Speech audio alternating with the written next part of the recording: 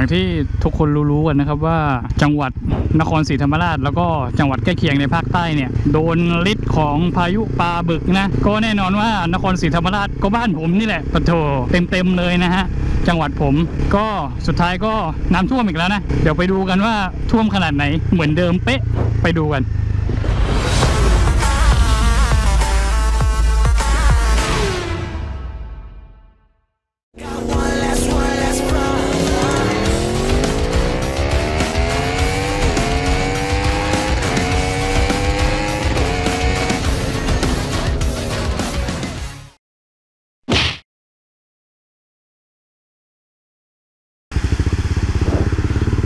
เอาละตอนนี้ผมอยู่ถนนเส้นหน้าหมู่บ้านนะก็ถือว่าใช้ได้เลยนะฮะสำหรับไปเยี่ยมสวนมากูเปียกเลยเนี่ยถือว่าท่วมใช้ได้เลยนะเทียบกับครั้งก่อนที่เพิ่งทำคลิปไปไม่นานมานี้นะก็เดี๋ยวบอกก่อนว่าก่อนหน้านี้ผมทำคลิปไม่ใช่ดิไม่ได้ทำคลิปคือก่อนหน้านี้ไปทำภารกิจส่งรถนะฮะเป็น EP ที่4ก็คือหนีน้ำท่วมหนีพายุปลาบึกรอบนี้นี่แหละแต่ว่าสิ่งที่เกิดขึ้นคือผมไม่ได้เอาเมมกล้องไปนะฮะคือเอากล้องไปแล้วแต่ไม่ได้ใส่เมมนะไม่มีเมมโมรี่กล้องอยู่ข้างในตัวกล้อง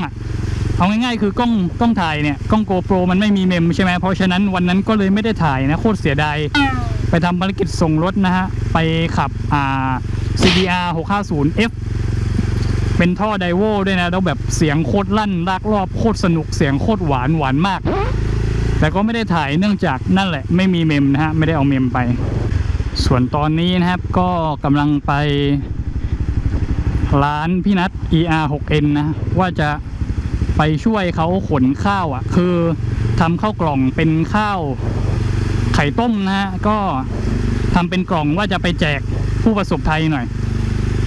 คือตอนนี้ผมเพิ่งกลับมาจากหาดใหญ่ไปธุระมาเพิ่งถึงบ้านเนี่ยก็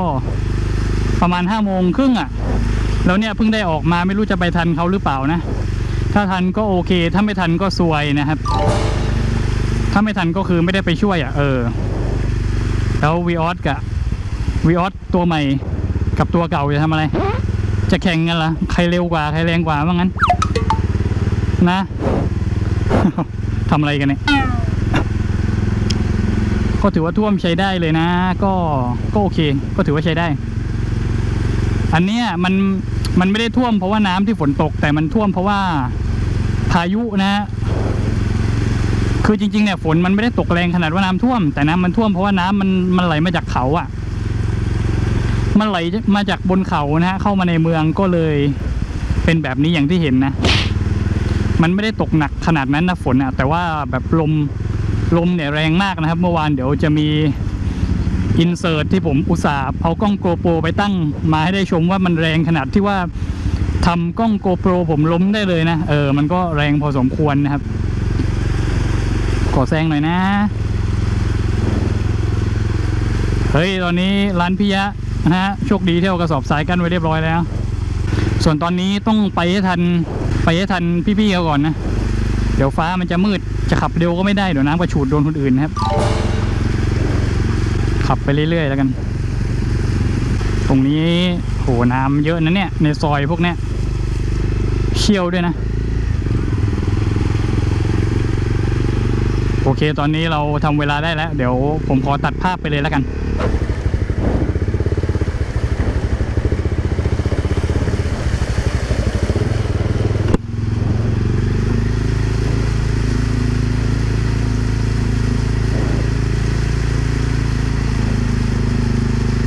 ตอนนี้เราต้องออกตามหาคนอื่นนะไม่รู้เขาไปไหนกันหมดแล้วทำไมน้ำมันสูงอย่างเนี้ย ดูคุณเห็นไหมฮะตอนนี้ไฟหน้าผมเนี่ยน้ำนี่กระเด็นขึ้นมาแล้วเนี่ยชิวๆนะแต่เรายังไปได้เราไม่ต้องกลัวเพราะว่าท่อเราไม่โดนน้ำเลยมีใครให้ชิวกว่านี้ไหมชิวกว่านี้ไม่มีแล้วล่ะนี่น่าจะชิวสุดแล้ว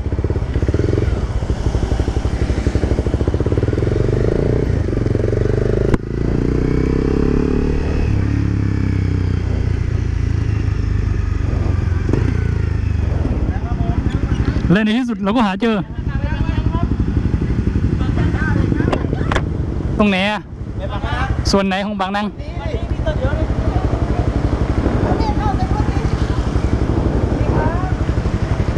เข้าไปข้างในนู้นเลยเหรอเอาละปากพนังล่ะเดี๋ยวไงเดี๋ยวไปจอดที่ไหนตั้งนี่ก่อนไปไม่จอดไปไปเลยเหรอไปเลย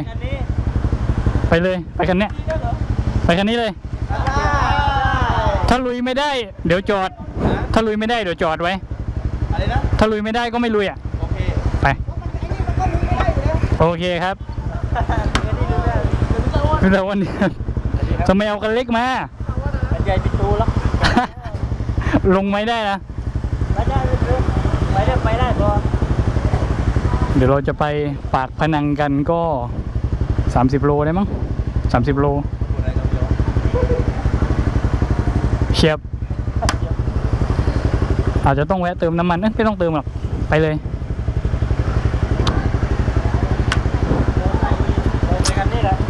เดี๋ยวเราจะไปกับมีโอ2 คันนะเราจะไปกับมีโอ2 คันนะครับถ้ามีโอดับเราก็จะดับเดี๋ยวตัดภาพไปตอนปากพนังเลยแล้วกันไม่เปลืองแบตนะแบตน้อย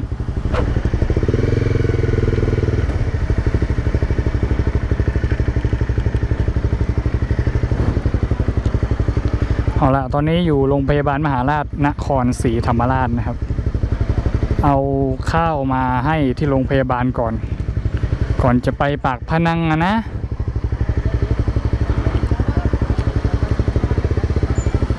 เดี๋ยวดับเครื่องแป๊บเราเป็นหน่วยเก็บภาพนะครับเราเป็นหน่วยเก็บภาพกันดีกว่า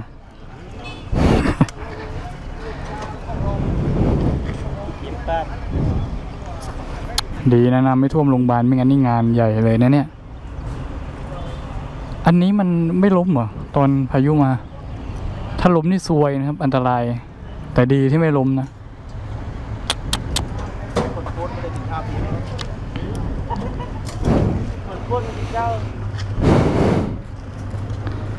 เดี๋ยวไปให้ข้าวก่อนนะตัดภาพไปก่อนแล้วกัน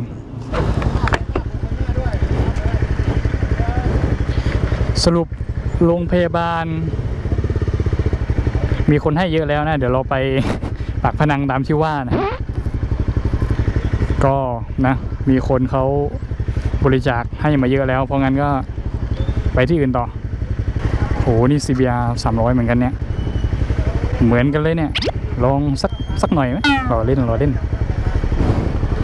สักหน่อยไหมคันนี้ฮะสักหน่อยปะ หยอกกันครับหยอกรอเล่นนะแหมมันก็เหมือนกันหมดทุกอย่างอ่ะแค่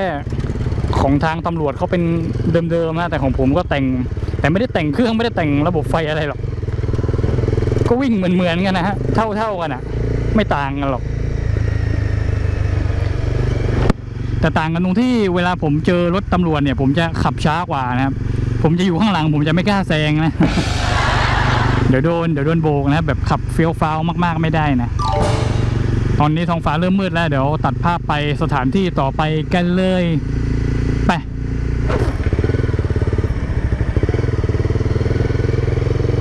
ตอนนี้พวกเรากำลังขับเข้าไปใน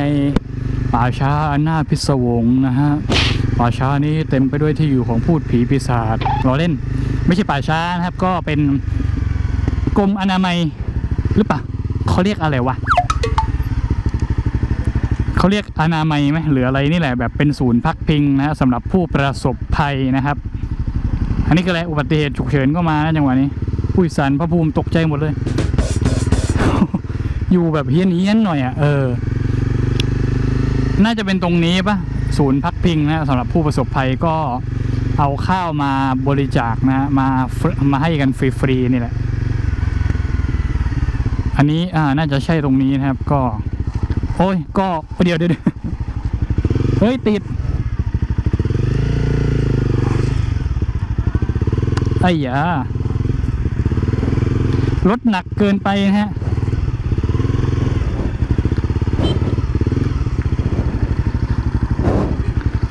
อ้าวออกมาได้ไงอ่ะ อุตส่าห์ล่องน้ำมาเลยอ่ะโอ้โหพาเจ้าถิ่นมาแล้ว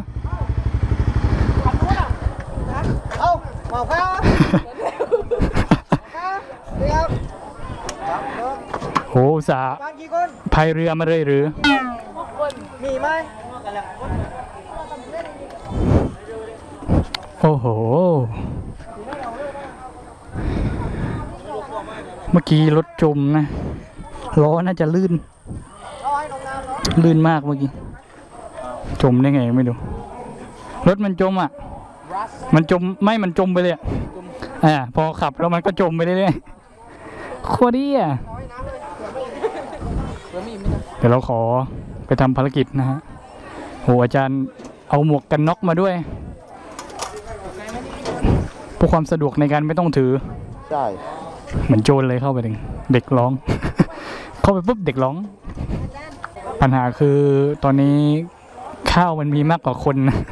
ข้าวมันมีมากกว่าคนนะตอนนี้ก็ลำบากหน่อยกลายเป็นว่าผู้บริจาคตอนนี้ลำบากกว่าผู้ประสบภัยนะ ต้องแจกข้าวให้มันพอดี สรุปก็เอาไว้นี่ประมาณ3 ถุง 4 ถุง 5 ถุงประมาณนั้นนะที่เหลือก็เอาไปแจกที่อื่นต่ออาจารย์เดินไปนู่นแล้วเด็กร้องได้เลยเห็นใส่หมวก มันเกลือไม่ใช่คน ก็สรุปเราไม่ได้ไปไหนก็อยู่ที่เดิมนะข้าวก็สรุปว่าแจกไปหมดแล้วเมื่อกี้ก็ตอนแรกว่าจะแบ่งไปให้ที่อื่นแต่คือที่อื่นไม่ตอบแล้วก็ที่นี่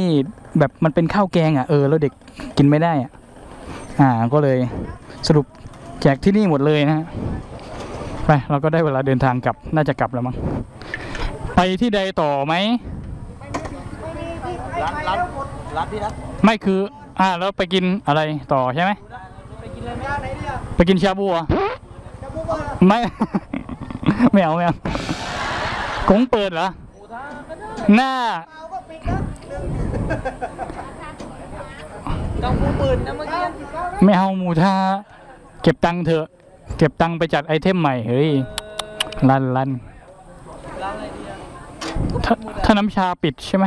ถึงบ้านก่อนถึงร้านพี่นัทก่อนแล้วค่อยว่าร้านพี่นัทก่อนนะ โอเค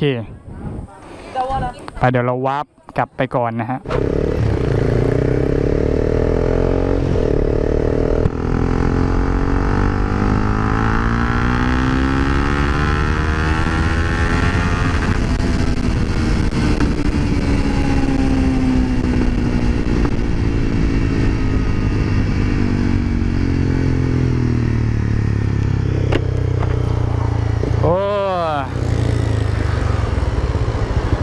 เดี๋ยวเรากลับไปร้านพี่นัทกันก่อนไปเอารถขี้ผายเสียจังหวะเลย โอ้โถค่อยรอรอบหน้าก็ได้เดี๋ยวไปเอารถกันก่อนนะครับแล้วก็น่าจะไปหาอะไรกินไม่น่าจะไปเล่นน้ำแล้วมั้งมืดขนาดนี้แล้วเดี๋ยวมองไม่เห็นนะฮะอันตรายตอนกลางค่ำกลางคืนเนี่ยไป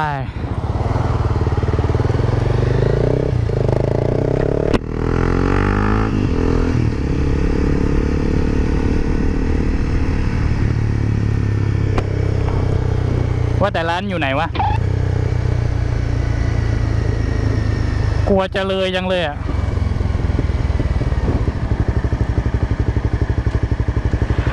รู้สึกว่าจะเลยแล้วปะยังไม่เลยดิไหนนะ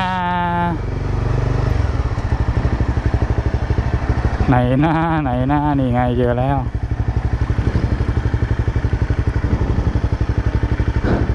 ก็มีนินจาจอดเฝ้าหน้าร้านนะครับเป็นนินจา300แล้วก็นินจา650นะ